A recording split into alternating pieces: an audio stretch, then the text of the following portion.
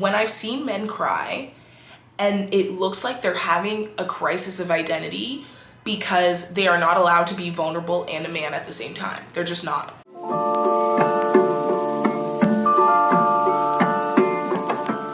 Hello, beautiful people, and welcome back to another episode of Mixed Feelings. I'm your host, Kiera Breaugh, and today I wanted to talk about how the patriarchy hurts men too.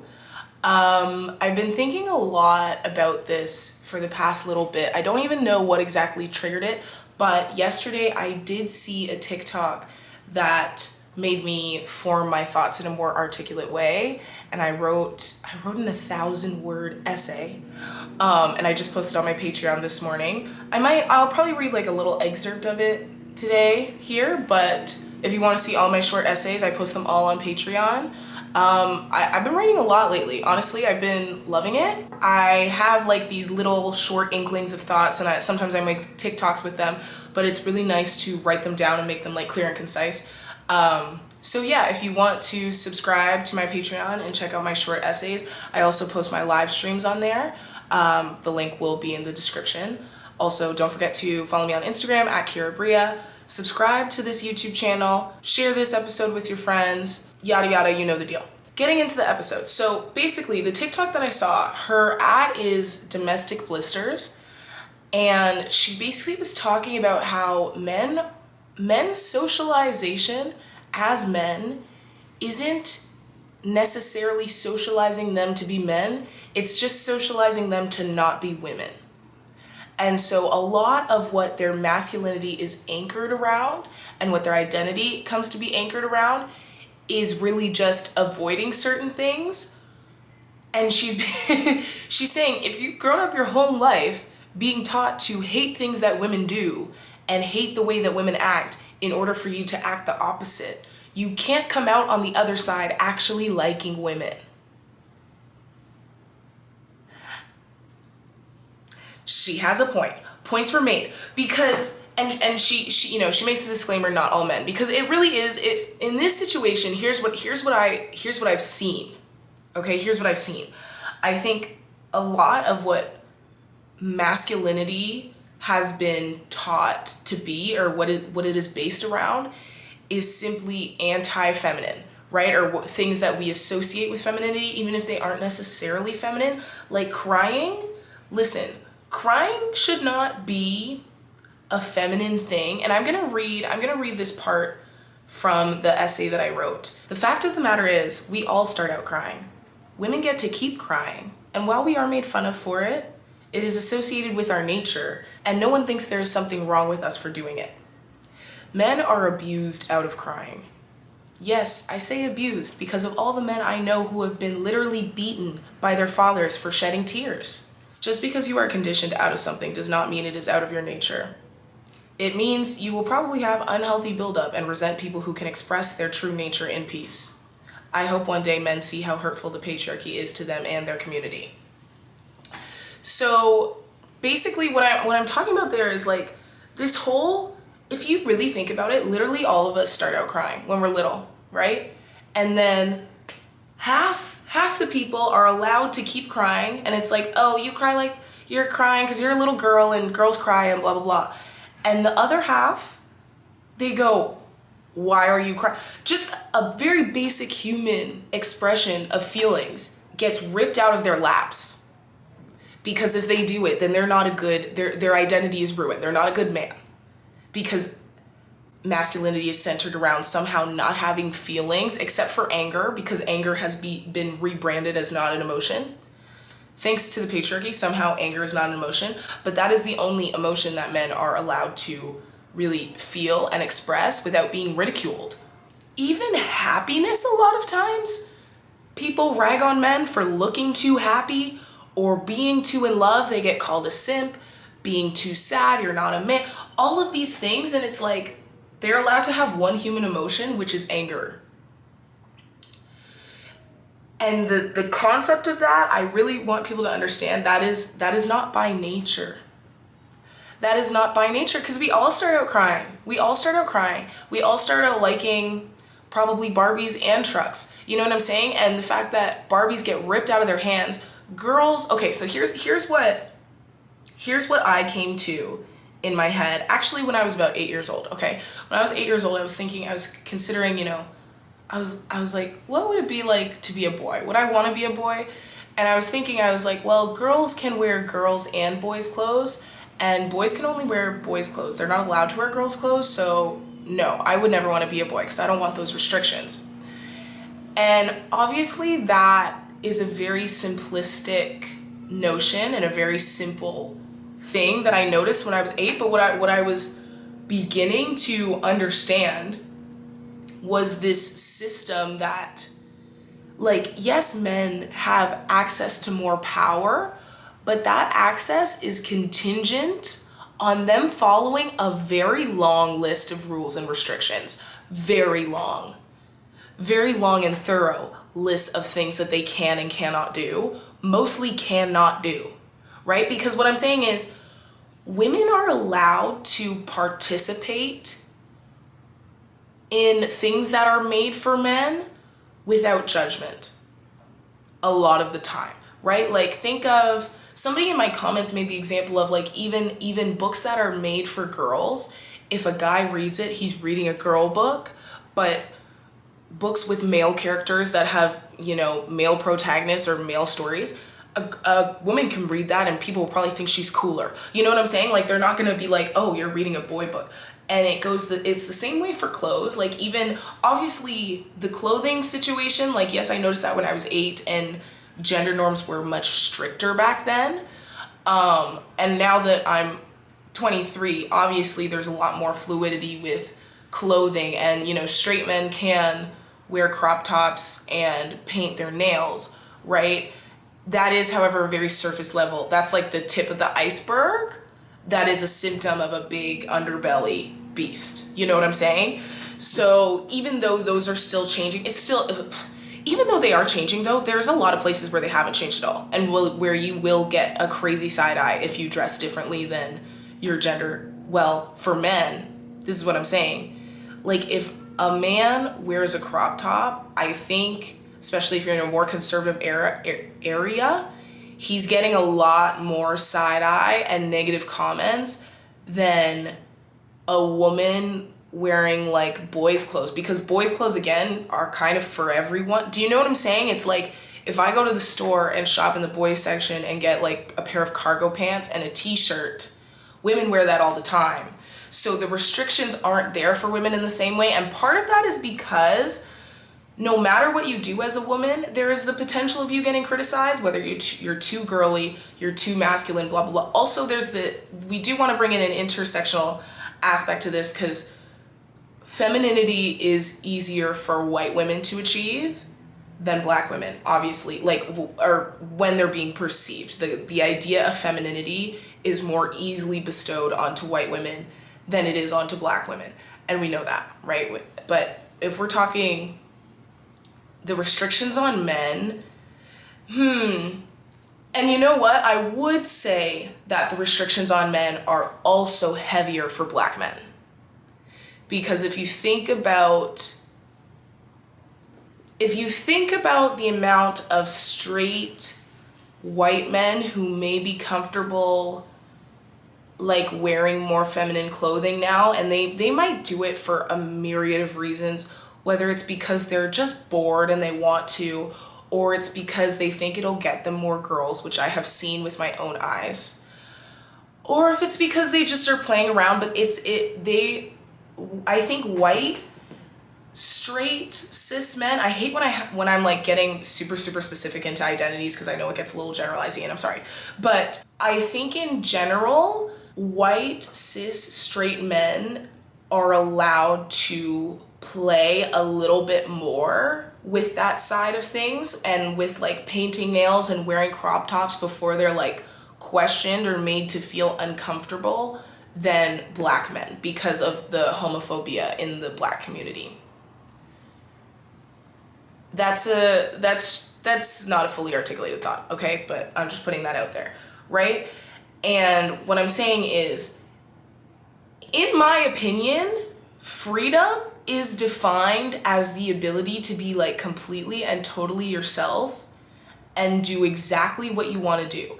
Now, that is not to be confused with what your conform to society conditioned brain wants to do, right? Because yes, men have a bunch of freedoms and powers to do whatever they want, but I think they've been conditioned out of a lot of things they probably want to do, and I do not envy that, right? Because imagine all the little boys who probably would have loved to do ballet but were like forced to do a sport instead, and maybe they like that sport now, maybe they would have liked ballet better, and we'll never know, right? Or maybe they hated sports and maybe they hated the roughness of that and they always wish they could have done dance, and they'll never know.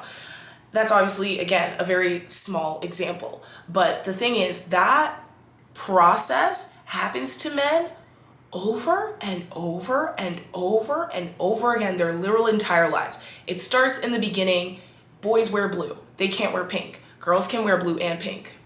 Have you noticed, right? Some people in my comments were talking about, like, this woman had a baby and she was like, the amount of people who were talking to me about the colors my son was wearing or the color of his things, when I know that if I had a baby girl and she was wearing blue, no one would say anything. It's things like that I'm talking about. Like, women have more freedom somebody said women have more freedom to express themselves, men have more freedom to assert themselves. And I thought that was really interesting. But the thing is, the ability to assert is contingent on them not expressing a lot of things. And that's why we when they grow up, we get men who are so angry, because anger is the only emotion they've been allowed to express. And, you know, I'm a dancer. If I was forced to do sports growing up, I'd be angry too. Not that there's anything wrong with sports. I played sports as well. But the consistent restrictions and denial of activities and desires that I'm sure any human would be interested in, right? Like, we've gendered everything. We've gendered every activity, every color, everything. And it's also because of the patriarchy that women don't get as judged for this, in the sense of, like, boys' things are seen to be better, right? That's why women don't get judged when they're really, or even seen as more cool when they're into sports and they're into cars. Because it's like, oh, that's a guy thing, so it's superior, right? But the thing with women is, we know that our shit is cool. We know that everybody's telling us that women's stuff sucks, but we know that that's wrong because we're in it and we enjoy it, right? And we enjoy it with our community of other women who also think that these things are cool. And yes, we are being ridiculed by the overarching umbrella of society, but we're not being ridiculed in the sense of, it's not in the same way. Because when men get ridiculed for liking things that they're not supposed to like, or being too emotional or being too feminine, it's on the basis of their identity, and it's like really intense. Like, I'm thinking of when I've seen men cry and it looks like they're having a crisis of identity because they are not allowed to be vulnerable and a man at the same time. They're just not, right? And because of that, when they do start to feel those very human, very valid emotions, they start to have an identity crisis, because they're like, well, if I'm doing this, then I guess I'm not a man. And if I'm not a man, then what do I have? Nothing. And you see them spiral down into that pit of nothingness and feeling like they are absolutely worthless just for expressing a human emotion that they are supposed to have. And it's not the same for women, because when you're doing things as a woman that you do get made fun of, but is also stereotyped as like a woman thing, like crying or like liking chick flicks or liking ballet, stuff like that. It's like, yeah, I always knew people would make fun of ballet growing up when I was doing ballet, but when I did ballet, I was like, these people are, if you're a dancer, you know that all the stereotypes about like ballerinas being weak are very wrong, because it's very hard, right? It's a very hard thing to do. And when you do it and you do it well, you feel powerful, you feel good about yourself, right? And if you are successful in the craft of dance, people do view you well, right? Especially if you are a woman. Oh, you're doing a very feminine thing and you're doing it well. So it's a weird thing that society does, right? And obviously, like, if men do stick it out till the end, then they are going to be successful in the field of dance because there's not as many men. But I think they do still kind of get made fun of by other men, even when they're grown up, right? Now as a dancer, I don't get made fun of at all. People think it's cool, right? But that process of like men kind of losing their identity whenever they feel the need to be vulnerable is what I'm talking about when I'm saying, are they really as free as we think? Because that sounds like hell to me. That sounds like hell. That's traumatic, and it is traumatic, especially when you hear about all the different men who, like, when they showed emotion, got abused or got yelled at or got whatever it may be. And it's not what freedom looks like. That's not what freedom looks like. You may have more access to power, but at what cost? But at what cost? It's a cost that I wouldn't pay, a price that I wouldn't pay. Because me being my emotional Pisces ass self, that is everything to me. My ability to express and say what I mean and say what I'm feeling and cry when I need to cry and feel my feelings, that is everything to me. I am nothing without that, personally. All of my dance, all of my content, like everything that I do, it stems from that place of like vulnerability, being super sensitive and in tune with my emotions. So many good things come from that. That is everything that I am. And if I were a man, I would have to give that up. If I were a man, I could not be accepted in society being as emotional as I am. Imagine because I cry a lot, right? And there have been points in my life where I cried every day, and it wasn't always because I was super sad, but I'm just freaking sensitive. Like, to be completely honest and fair with you, I've probably cried over Vanderpump Rules in the past week, maybe like 2 or 3 times. And that's just from Vanderpump Rules. I'm being really honest with you, okay? Vanderpump Rules does make me cry sometimes. When Jax proposed to Brittany and he was talking about all the different ways that she was there for him when his dad died, I cried. I did. You know what I'm saying? And if a man were to cry at that, he would get torn apart. Like, he would get torn apart. People would make so much fun of him, and he would never be allowed to do that. Right? And it's like so here's the tea. The tea is this. I realized today as I was writing my essay that part of the shtick is that men are actually jealous of women's ability to express themselves. Now again, this is again like a not all men, because I think some men have been so conditioned out of their emotions that they're really not even in tune with their desire to express them.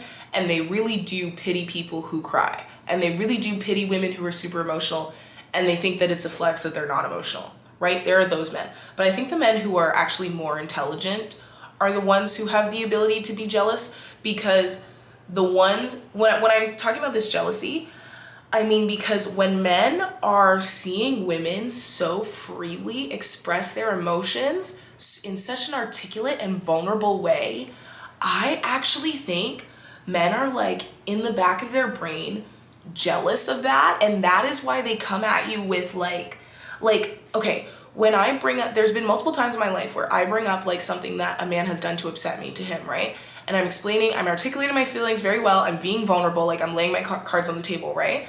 And what men often do while they're like avoiding accountability for their actions is they'll say something like, well, you know, I have feelings too, and you hurt my feelings too sometimes, but you just don't care, so I don't tell you. Raise your hand if something like that has been said to you by a man who you very much cared about their feelings, and you made that very clear that you cared about their feelings. Raise your hand. The reason that happens in my head is because men still, of course, because it's human, they still crave that ability to be vulnerable and ability to express their emotions and feel their feelings. They still crave that because literally everybody needs that. But They want it to be done without them having to be vulnerable, because they've been taught that they can't be a man and be vulnerable at the same time. And so what they end up doing is burdening women with the task of reading their mind, right? And this is when you bring up something to a man, so often he will come back at you with, well, I have problems with you and I have feelings too, but I'm not going to tell you because you don't care. And it's like, oh, how convenient that is the reason that you're not opening up. It must be that I don't care. I obviously care. As women, we care so much about our own emotions. Of course we care about other people's. And of course, if you care about a man, you would probably begged him to open up to you, right? And that's not the real reason why he's not opening up. He's not opening up because he doesn't want to have to be vulnerable, because that would make him feel like he's losing his identity. And so instead, he sees you being so vulnerable, and he sees you having the ability to express your emotions without losing your identity, without your femininity shattering at its core. And he's jealous. He is jealous because he is seeing the very thing that he wishes he could do without being ridiculed by himself and by his friends and by society. He's watching you do it, and he fucking wishes he could. But he can't, and he won't, right? And the thing is, he probably could open up to you and be vulnerable to you, because it's not you. It's not the woman who's putting these standards on men. It's themselves and other men. It's the man, we've talked about this before, the voice in their head, the man in their head saying, no, if you do this, you're not a man. And so they'll just say, oh, I have stuff to say, but I'm not going to say it because you don't care. And then they get upset with you when you don't read their mind. They expect the benefits of vulnerability without being vulnerable, and they're upset with you.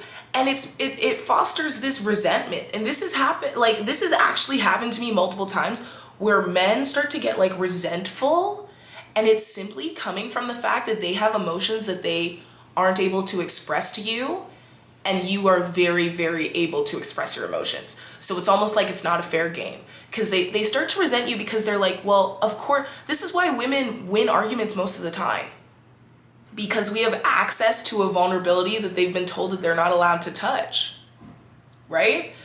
And so they envy that, and that's where the resentment comes from. And that's when men start to get very resentful of, oh, I wish I could say what I wanted to say. The only person stopping them is them. The question is, and maybe there isn't a real answer, maybe there isn't a one is better than the other, but the question is sort of, what's worse, like an external battle, which is what women have, or an internal battle, which is what men have?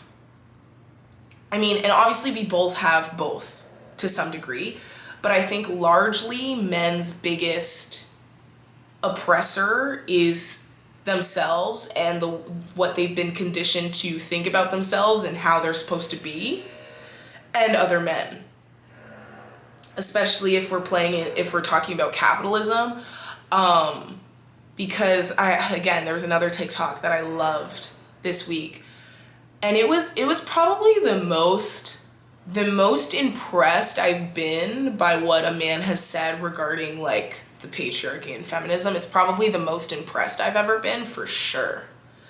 I was like, oh, okay, you actually know what's going on. And he was basically saying, like, he was talking about this. He was, because there's a few videos circulating on the internet right now. There's the one that is like, men, who do you call when you need someone to lean on? And it's a bunch of men going, no one. I'm a man, no one cares. And it's really sad. It's really sad to see that. And then there's also the one, I don't know if it's Chris Rock's voice or Kevin Hart, but it says the only people who are loved unconditionally are women, children, and dogs. And they're basically saying like, nobody cares about men. And it's like, bro, these women care about you so much. Even though you often put them through hell, women really, really care about men. Do you know what I'm saying? Like, and it's something that I don't even understand how men can not see that. I'm like, Do you not see how much these women are begging for you to tell them your feelings? Like, women are always here for a man to like cry on our shoulder. Like, no women, I mean, I guess there are some women, maybe. And you know what? I think the women who could potentially be bad in this way are probably the conservative ones who like believe more in a man should never cry and just provide and yada yada. I could maybe see those women being like that, but even then, I think it would still be rare. To be honest with you, I think even the conservative women, if you went and cried to them, I think they would be like, "Oh, my darling." But women care. Women very much care about men. And the TikTok that the guy was saying, he was saying like there's a few videos circulating on the internet right now of men saying, you know, nobody cares about us, nobody cares about our feelings. And he was like, the only people holding you to that standard are men. And he went off. He went all the way off, but some of the things he mentioned were like, he was like, who first told you that men aren't supposed to cry? Probably some man that you were working for who didn't want your tears to get in the way of like producing his product. And he really tied it in well with capitalism and the fact that like rich men exploit other men who work for them and instill like these patriarchal values that make them unable to have feelings and say nobody cares about you, and it's just so that they're better workers. And the thing is, the problem is that men will fight for that because they believe that they can be the man at the top, right? And that is where capitalism kills us all. But it reminded me of when the Canadian election was happening. There was this one guy I knew. He was a black man. And I asked him who he was voting for. And he said he was voting conservative. And I said, why? And he said, well, I'm not rich right now, but I know that I'm going to be rich. And when I am rich, I don't want to have to pay taxes. And I'm going to want those tax breaks. And I was like, so you're fighting for a man who's above you, who's currently creating a system that oppresses you, because one day you hope to be him? And that is their logic. That is their logic. Instead of let's free everybody, it's no, let's keep oppressing because one day I'm gonna be the oppressor. As a black man, you should not be fighting for the white man's fight. Like it's dumb. You look dumb. I think what a lot of people forget is that patriarchy is a white man's tool. It's a white man's tool. It is not a black man's tool. I don't know what y'all are doing with it. Put it back in the box. It's not gonna help you. As you can see, it's not helping you. It's not. Put it back. Stop. Drop it. But the thing is, men will fight for a system that oppresses them because they do believe that they can become the oppressor. And they've been taught to idolize that person at the top, the man at the top who owns the exploitive company. They've been taught to idolize that, but they don't always see that is divisive. It's divisive that you've been taught to idolize these CEOs who commit a lot of wrongdoing. It's divisive so that you continue to be complicit in this system that exploits you. And then at some point, one of you may become that person, but probably only if you're white and kind of rich to begin with. It's not, these things weren't made for your benefit. These systems were not made for your benefit. And they tend to oppress most, and then they eventually may benefit a couple of them, right? But I don't think it's worth all that, what you lose along the way, which is so much of your natural human desires, your natural human emotions, your natural tendencies. So much of it is ripped away from them from day one. And that's in the name of a possible potential power. Like, I just think it's sad. And it's more sad because they don't really even recognize it a lot of the time. That's what makes it super sad. Because when you think about it, it's like sensitivity is very normal and very natural and is like an extension of our consciousness. Like, I've been watching a lot of Gaia lately, right? So it's not to get all yada yada whatever. but girls aren't like necessarily socialized to be sensitive. We are actually just like responding appropriately to a broken world. And so for the narrative to be like women are just so sensitive, blah blah blah blah blah, it's like women aren't like conditioned to be sensitive. People are just sensitive, and men are conditioned out of being sensitive. Do you see what I'm saying? So in that sense, women are more free to express themselves, and women are more free in the emotional body because we've been allowed to be, and we've been allowed to be more, stay closer to our natural tendencies. Sorry, I don't know whose like frickin' snowmobile is like gallivanting around the city right now while I'm trying to record. And I don't even know what to do about it. I'm sorry, it's so loud. Finally it stopped, thank gosh. But point being, I think women, I don't envy the situation that men are in, because I think they are internally imprisoned. Not all of them, but a lot of them, and for a long time. And even the ones who maybe have worked on it now, I feel like they had to go through a lot to get there. You know what I'm saying? I don't think that there's many men out there who've like had an easy emotional time. Like, I think that we've been taught to regard men as like these emotionless creatures, but the reason that they're like that is actually from a lot of pain. And I've never like really known a man without knowing about a lot of trauma that he's been through. Do you know what I'm saying? A lot of pain. And it's like, even though I cry so much, like the pain that they've been through, especially like regarding their masculinity and like what's been done to them in the name of masculinity, is tragic. And so we've grown up in this society to look at men as like these emotionless beings, and really they've just been like tortured out of feeling. Like, for real, they've just been tortured out of showing emotion. And I'm supposed to like think that that's ideal and that's better and that we should be less emotional, and no, that's clearly very unhealthy and the symptom of abuse. So this whole narrative of like emotions are bad, crying is bad, men can't cry, blah blah blah, it's still upheld. And I know that we've been talking about it for a long time, but it is very much still upheld, and it needs to stop, because it's like, if somebody is emotionless, it's just because they've been taught to be more numb. Like, when are we waking up to that? Everybody is supposed to be sensitive naturally. It's a natural thing to be sensitive. And if somebody's not sensitive, it's because they've been abused into being numb. Like, it's not something to envy, and it's not something that is good or that we should look up to. It's sad.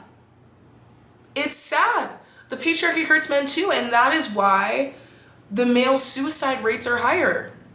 Because a lot of times men don't feel that they can deal with their internal, their issues, their emotions, their feelings. They don't feel that they can do that without risking it all, without risking everything they've been taught to be and everything it means to be a man. They feel that they can't risk it, and so they don't think they have any other choice. And so the patriarchy is literally killing men. Literally. I guess where we're at is just waiting for men to recognize how hurtful the patriarchy is, and to recognize what needs to be done to undo it. And obviously, they would also need to be willing to give up some of what their male privilege entails in order to really heal themselves in the way that they actually need. So I think that's where we're at. I hope we get there. I hope we get there one day. But yeah, I think that's all I have to say for this episode. Thank you so much for watching and or listening. Don't forget to like and subscribe. Share this episode with your friends. I'm trying to blow this channel up. I want 10K for Christmas. That's what I want. I want 10K on my YouTube channel for Christmas. So if you can help me get there, I would really appreciate it. Yeah, thank you so much for watching, and I will see you next time. Bye.